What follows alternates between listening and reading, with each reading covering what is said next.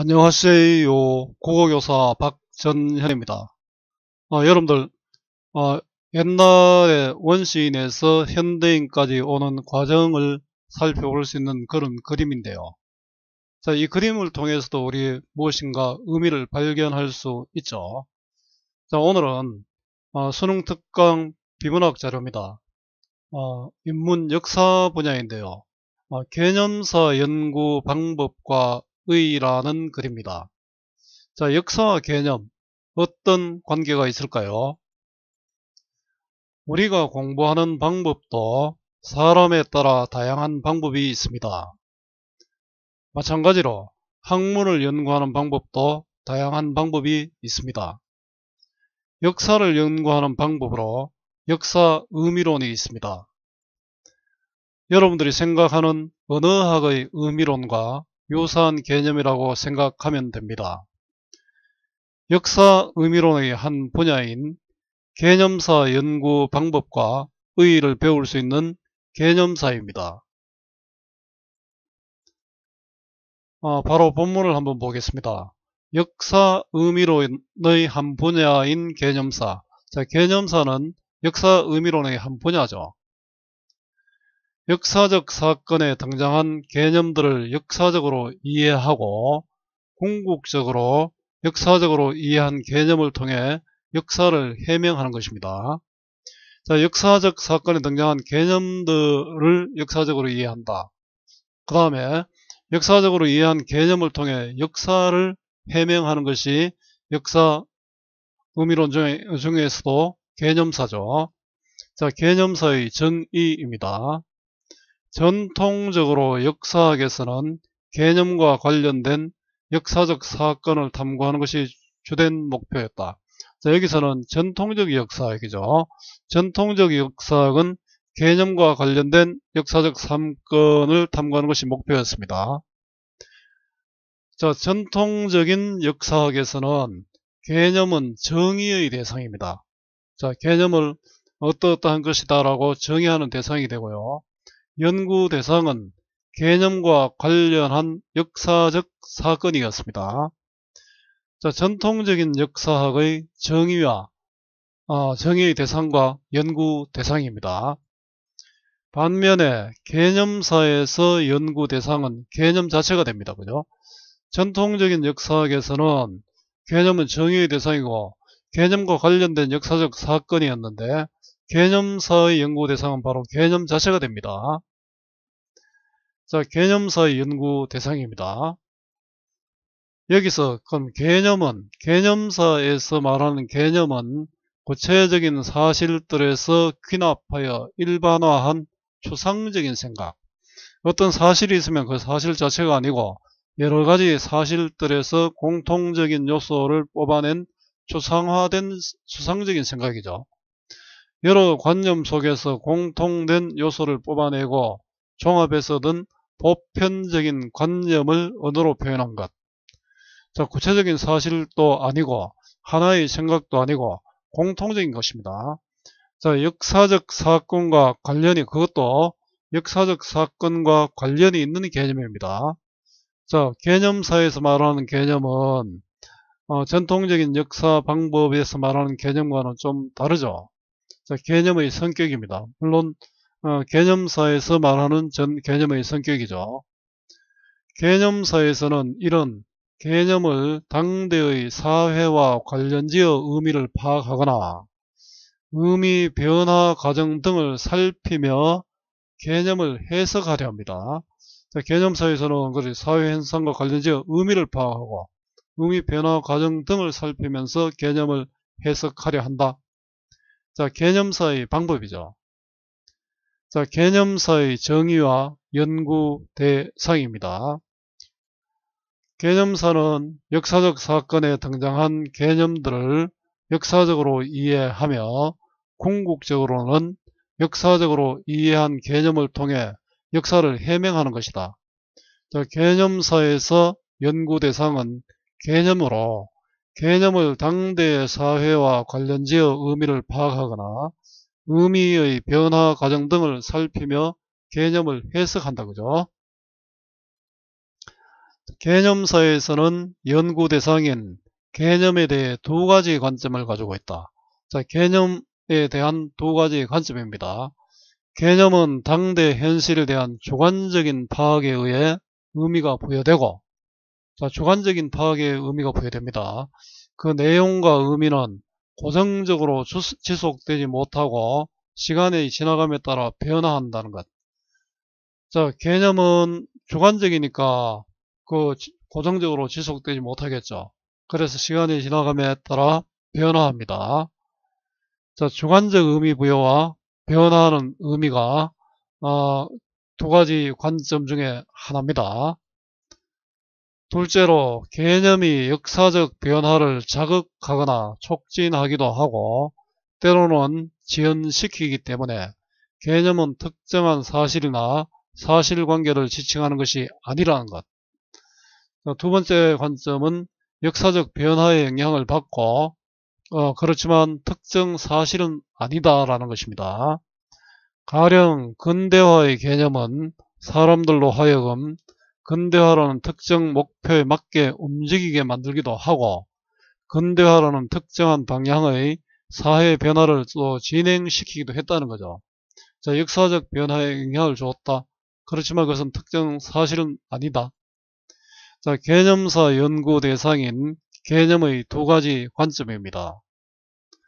개념사에서는 연구 대상인 개념은 당대 현실에 대한 주관적인 파악에 의해 그 의미가 부여되며 그 내용과 의미는 고정적으로 지속되지 못하고 시간이 지나감에 따라 변화합니다. 또한 역사적 변화를 자극하거나 촉진하기도 하고 때로는 지연시키기 때문에 개념은 특정한 사실이나 사실관계를 지칭하는 것은 아니다. 자, 개념에 대한 이와 같은 관점을 토대로 개념사에서는 개념을 나타내는 단어가 가지는 의미들과 그것의 변화를 연구하는 의의론적 분석. 자, 의의론적 분석은 개념을 나타내거나 단어가 가지는 의미들과 그 변화를 연구하는 것입니다. 자, 이거 개념 분석이고요. 단어의 의미와 변화를 연구하고 있죠. 자, 한 대상 혹은 한 개념에 대한 다양한 지칭어와 유의어, 반의어, 개념의 사용과 관련된 용어들을 연구하는 명칭론적 분석. 자, 이 부분은 다른 단어들과 관계를 분석하죠. 자, 의론적 분석은 개념을 분석하는데 명칭론적 분석은 관계를 분석합니다. 자, 개념의 관계와 사용 관련 연구라고 할 수 있겠죠. 자, 예컨대 제국주의에 대한 분석을 할 때 의론적 분석은 그 자체의 의미에 초점을 맞춰죠. 정치학, 경제학 등과 같이 다양한 분야에서 제국주의 개념이 무엇인지를 분석하거나 또 시대에 따라 제국주의는 어떤 의미 변화를 겪었는지를 분석한다. 제국주의 자체에 대한 개념과 의미 변화를 분석하는 것이 의론적 분석입니다. 자, 의론적 분석의 예가 되고요. 명칭론적 분석은 제국주의가 자본주의뿐만 아니라 제국, 식민주의, 문명, 인종, 선교, 다른 개념이죠. 다른 개념 등과 어떤 관계를 맺고 사용되었는지 사용되었던 것으로 파악하는 것이죠. 자, 명칭론적 분석의 예입니다. 자, 연구 방법인데요. 개념사 연구 방법은 의론적 분석과 명칭론적 분석이 있습니다. 자, 개념사 연구 방법은 의론적 분석과 명칭론적 분석을 사용한다. 오타가 있네요. 의론적 분석은 개념을 나타내는 단어가 가지는 의미들과 그것의 변화를 연구하는 방법이고 명칭론적 분석은 한 대상 혹은 한 개념에 대한 다양한 지칭어와 유의어, 반의어, 개념의 사용과 관련된 용어를 연구하는 것. 의론적 분석은 개념 분석이고 명칭론적 분석은 관계 분석이라고 할 수 있습니다. 자, 이와 같은 의론적 분석과 명칭론적 분석을 토대로 개념사에서는 개념에 대한 공시적 분석과 통시적 분석을 동시에 진행한다. 자, 의론적 분석을 하면서도 공시적 분석을 할 수 있고, 자, 명칭론적 분석을 하면서도 통시적 분석을 할 수 있습니다. 즉, 의론적 분석과 명칭론적 분석을 공시적으로 연구하거나 이 두 분석을 통시적으로 연구도 할 수 있습니다. 자, 개념사 연구의 구체적인 방법입니다. 함께 할 수 있죠. 의론적 분석과 공시적 연구는 동시에 이루어질 수 있다 없다? 어느 게 맞습니까? 자, 여러분들 답을 할 수 있겠죠.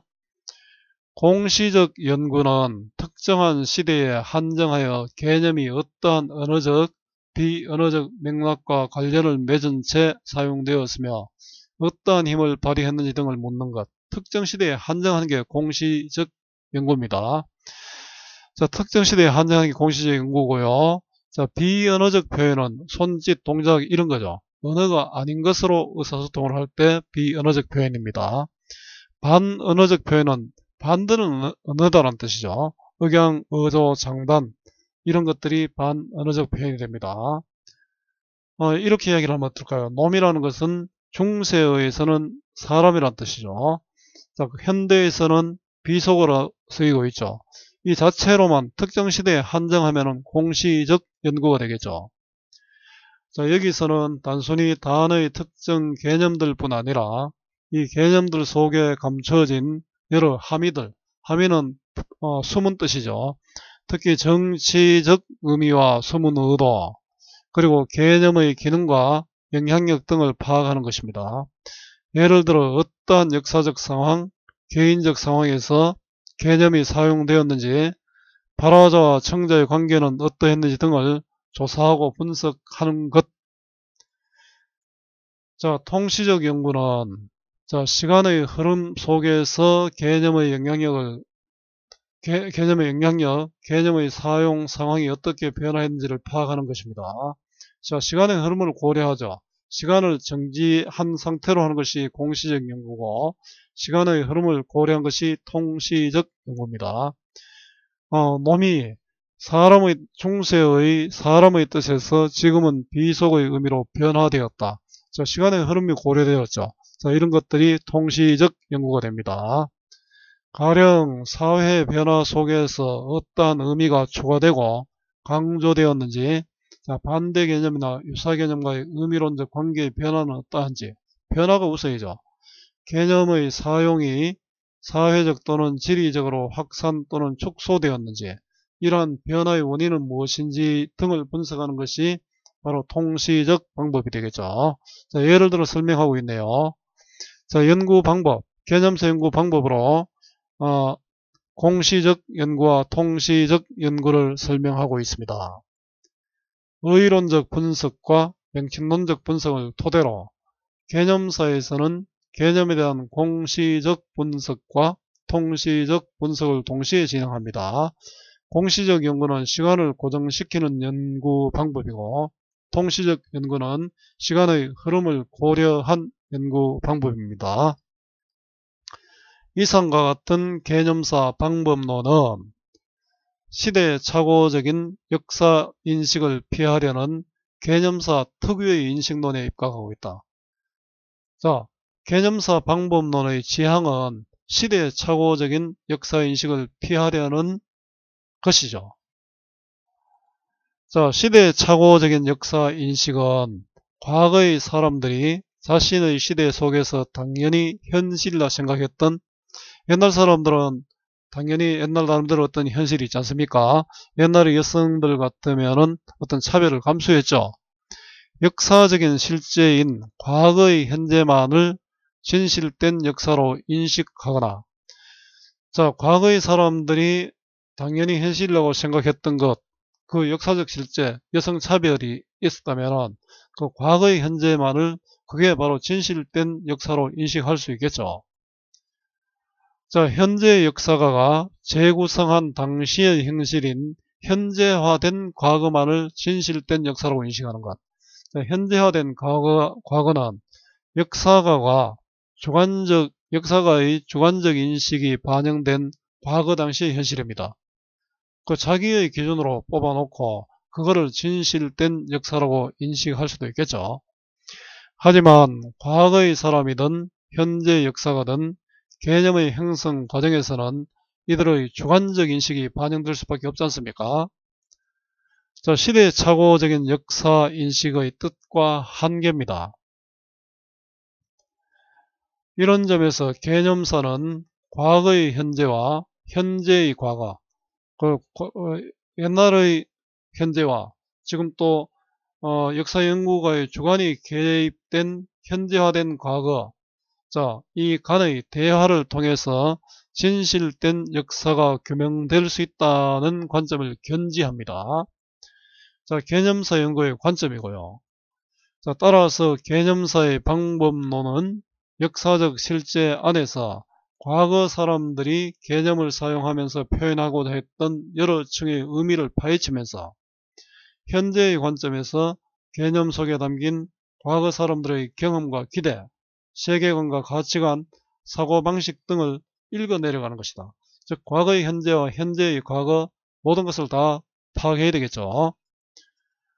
자, 개념사는 궁극적으로 과거와 현재가 어느 지점에서 만나는가를 탐구하는 것이고, 자, 이로써 시대착오적 역사인식에서 벗어나려고 한다는 점에서 의의가 있다. 올바른 역사를 바라보기 위해서 개념사를 한다는 그런 이야기가 되겠죠. 개념사 연구의 목적과 의의입니다. 자, 개념사 방법론의 목적과 개념사의 의의입니다. 자, 개념사는 궁극적으로 과거와 현재가 어느 지점에서 만나는가를 탐구하는 것이고, 이로써 시대착오적 역사인식에서 벗어나려고 한다는 점에서 그 의의가 있습니다. 자, 시대착오적 역사인식에서 벗어나야 우리의 미래도 밝아질 수가 있겠죠. 자, 활동입니다. 자, 윗글의 내용을 단락을 기준으로 문장으로 요약하고 주제를 말해보세요. 자, 국어 공부의 기본은 본문 중심의 학습, 반복과 복습입니다. 따라서 단락을 요약해보는 것은 필수가 되겠죠. 자, 주제는 개념사 연구 방법과 의미입니다. 자, 단락 요약한 내용이 뒤에 있는데요. 본문에서 설명했죠. 여러분들이 스스로 해결을 해보도록 하고, 문제 풀이도 마찬가지입니다. 여러분들이 문제를 풀고 교재의 정답과 해설을 확인하든지 아니면 선생님 블로그 내용을 통해서 확인하면 되겠습니다. 자, 오늘 역사의 한 분야인 역사 의미론의 한 분야죠. 개념사 연구 방법과 의의를 공부했는데요. 오늘 이 수업이 여러분들에게 조금이라도 도움이 되었으면 좋겠습니다. 수고 많았고요. 오늘 또 고맙습니다.